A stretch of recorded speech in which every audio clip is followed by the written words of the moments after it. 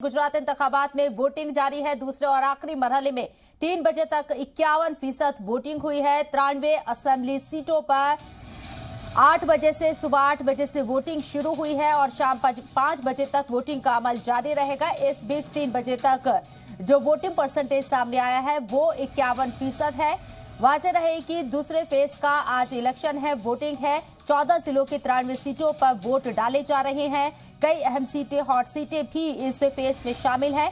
5 दिसंबर है आज और आज के दिन दूसरे फेज के लिए वोटिंग हो रही है। गुजरात में 14 जिलों की 93 सीटों के लिए वोट डाले जा रहे हैं। वजीर आज़म नरेंद्र मोदी ने भी अपने वोट का इस्तेमाल किया, अपना वोट कास्ट किया। इसके साथ ही आपको बता दें कि 8 दिसंबर को नतीजे सामने आएंगे। गुजरात में 27 सालों से बीजेपी इख्तियार में है और बीजेपी की तरफ से तमाम दावे और वादे किए जा रहे हैं कि एक बार फिर से बीजेपी गुजरात के अंदर रिपीट होगी, जबकि कांग्रेस पार्टी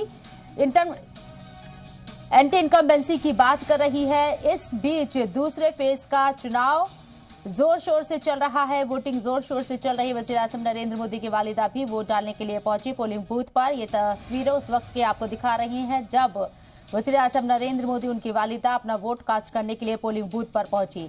14 जिलों की 93 सीटों पर आज वोटिंग हो रही है। गुजरात में 2 फेज में इलेक्शन कंप्लीट होगा। आज दूसरे फेज के लिए वोटिंग हो रही है।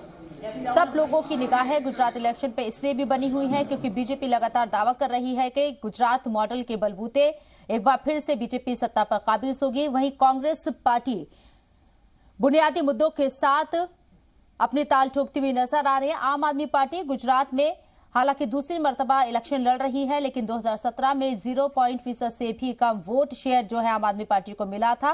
लेकिन इस बार आम आदमी पार्टी के मैदान में आने से मुकाबला दिलचस्प जरूर हो सकता है, ऐसी उम्मीद जाहिर की जा रही है। लेकिन कड़ा मुकाबला बीजेपी और कांग्रेस के बीच बार बार बताया जा रहा है। वोटिंग की तस्वीरें आपको दिखा रहे हैं।